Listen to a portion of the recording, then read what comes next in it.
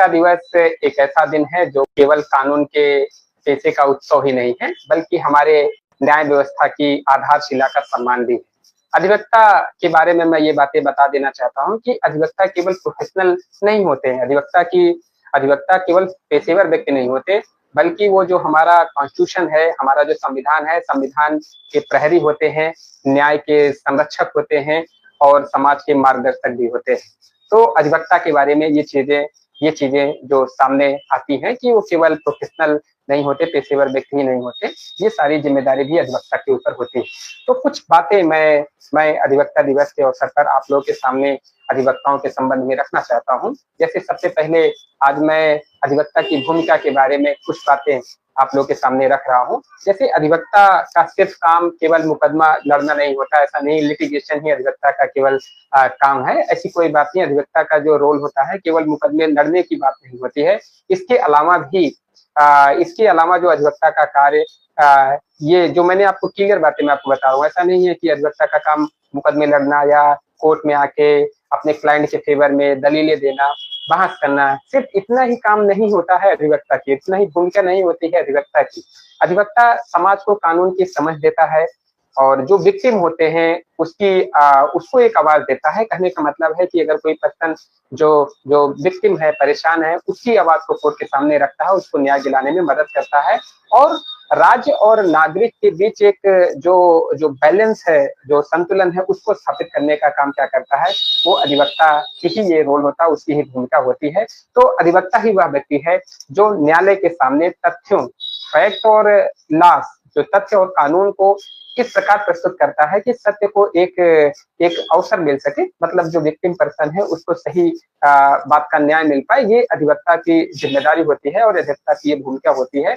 और आगे मैं आज इस अधिवक्ता दिवस के अवसर पर मैं कुछ बातें और अधिवक्ता और संविधान के बीच के बात को भी रखना चाहता हूँ। जैसे भारत को जो संविधान मूल अधिकारों की सुरक्षा का दायित्व हमको समझता है, हमको सौंपा गया है, मतलब जो कुछ व्यक्ति के कुछ फंडामेंटल राइट्स होते हैं, ये हमारे कॉन्स्टिट्यूशन ने, हमारे संविधान ने हर एक इंडिया के सारे सिटीजन को कुछ फंडामेंटल राइट्स गारंटी के तौर पे दिया है, मतलब हमको सौंपा है। चाहे कोई, जैसे एग्जांपल के लिए, चाहे किसी व्यक्ति की गिरफ्तारी हो, जैसे गिरफ्तारी के संबंध में चाहे सीआरपीसी का जो प्रोसीजर था, क्योंकि क्रिमिनल लॉ जो था, सीआरपीसी जो था, या फिर आज के समय में जो बीएनएसएस है, उसमें जो मोटी मोटी बातें हैं कि किसी भी व्यक्ति को अगर गिरफ्तार किया जाता है, अगर काउंटेबल ऑफिस से गिरफ्तार किया जा सकता, तो 24 घंटे से ज्यादा समय तक उसको थाने में नहीं रखा जा सकता, उसको जुडिशियल कस्टडी में मजिस्ट्रेट के सामने लाना होता है।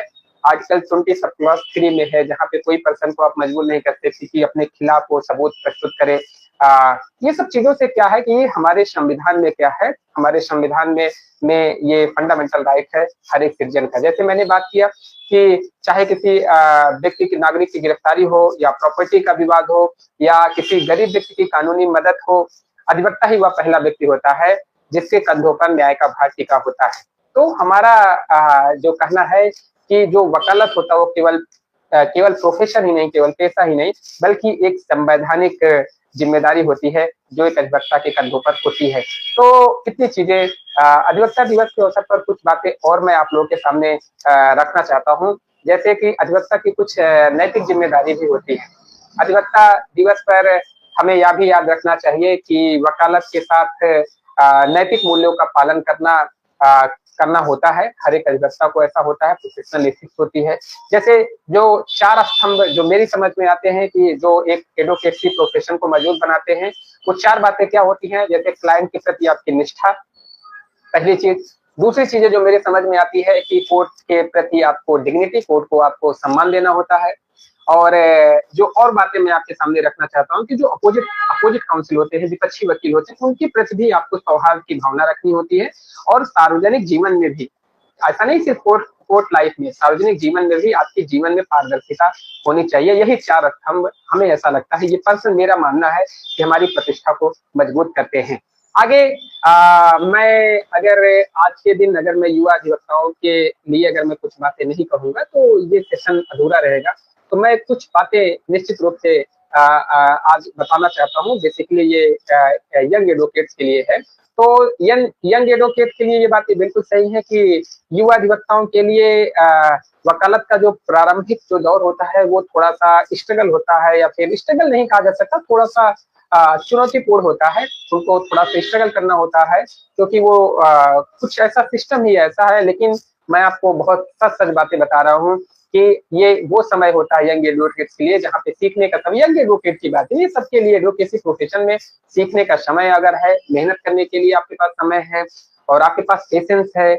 और क्योंकि ये तीनों चीजों की एग्जामिनेशन, स्पेशली यंग एडवोकेट के लिए, ये तीनों चीजों की एग्जामिनेशन आपको देना होता है। मतलब आपको सीखने का के लिए आपको समय देना पड़ेगा, मेहनत करने के लिए आपको समय देना पड़ेगा, और धैर्य के लिए आपको समय देना पड़ेगा। ये तीनों चीजों के लिए आपको समय देना पड़ता है। प्रारंभिक दौर जो चुनौतीपूर्ण होता है, उसमें जो पर्सन इन्हीं तीनों चीजों में बैलेंस कर लेता है, उस वही पर्सन इस प्रोफेशन में बहुत अच्छा कर सकता है, और उसके लिए ज्यादा चांसेस होते हैं कि सक्सेस होने के चांसेस उसके लिए बहुत ज्यादा होते हैं। लेकिन कुछ बातें यंग एडवोकेट्स के लिए मैं और बताना चाहता हूँ कि इस पेशे में जो चीजें हैं, जो आपकी सबसे बड़ी पूंजी है, वो सिर्फ और सिर्फ आपकी नॉलेज है। इससे बड़ा कुछ नहीं है। आपके पास नॉलेज है, आपके पास ज्ञान है, तो मैं आपको सच बता रहा हूँ कि यही आपकी सबसे बड़ी पूंजी है। सीखते रहिए, अपने जो सीनियर थे उनके गाइडेंस में रहिए, और ढेर सारी चीजें लाइफ में हमेशा एक लर्निंग डिजायर रखिए और मेहनत करिए। तो अगर आप ऐसा करते हैं तो इस प्रोफेशन में आप बहुत अच्छा कर सकते हैं। ये आज के अधिवक्ता दिवस के दिन पे मैं युवा अधिवक्ताओं के लिए मेरा ये संदेश है, जिसको मैं निश्चित रूप से आप लोगों के सामने शेयर करना चाहता हूँ। कुछ और बातें मैं जरूर बता देना चाहता हूँ, और भी चीजें, वैसे समय हमारे पास थोड़ा सा कम है, लेकिन फिर भी मैं कुछ बातें, जैसे एक्सेस टू जस्टिस, मैं आपको बहुत बहुत क्रूशियल टॉपिक में डिस्कस कर रहा हूँ।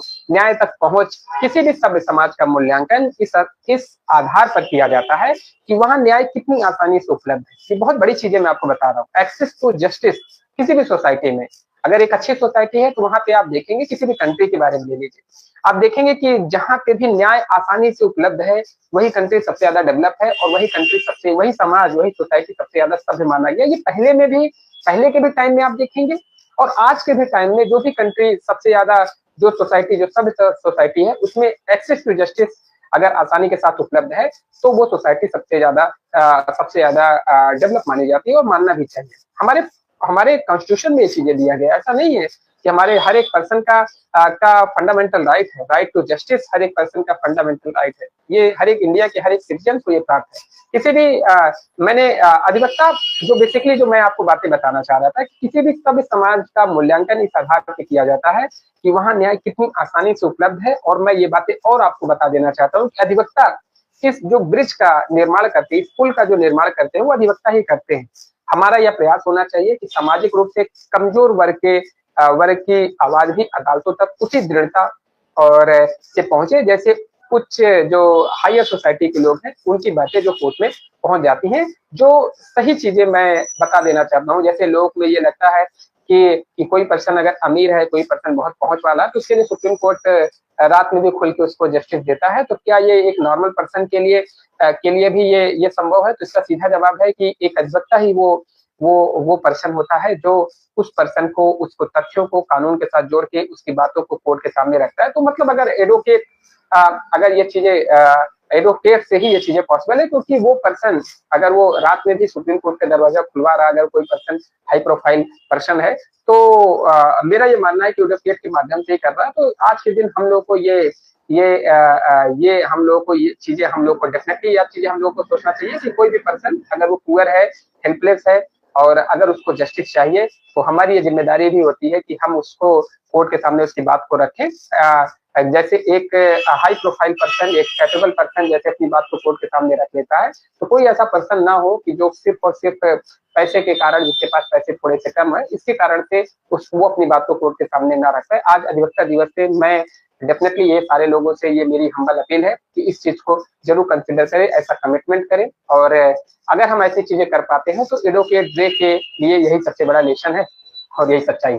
कुछ मैं कंक्लूज़न ज़रूर बताना चाहता हूँ कि जो मैंने बातें आज बताई, उन सारी चीज़ों का अगर मैं कंक्लूज़न आपके सामने बताऊँ, तो कंक्लूज़न यही है कि अधिवक्ता जो डे है, एडवोकेट डे है, वो हमें मेमोराइज़ करता है, हमको रिमाइंड कराता है, हमको स्मरण कराता है कि हमारी जो भूमिका है, वो केवल केस जीतने का नहीं है, बल्कि न्याय को सशक्त बनाने की है। मतलब हमारी इस जस्टिस डिलबर्ट में हमारा कितना कंट्रीब्यूशन है, ये हमको रिमाइंड कराता है आज के दिन, हमारा कितना कंट्रीब्यूशन है। ये चीज़ें केवल हमारी भूमिका ऐसा नहीं है कि हम केवल केस जीतें, बल्कि न्याय को सशक्त बनाने में हमारा कितना कंट्रीब्यूशन है ये भी बहुत बातें, ये भी बहुत ज़रूरी बातें होती हैं। आज के दिन हम सभी लोग या संकल्प लें कि हम कानून की मर्यादा में मर्यादा का पालन करेंगे, बिल्कुल, और न्यायालय की गरिमा को भी बनाए रखेंगे और हर नागरिक के अधिकारों की रक्षा के लिए हमेशा तत्पर रहेंगे।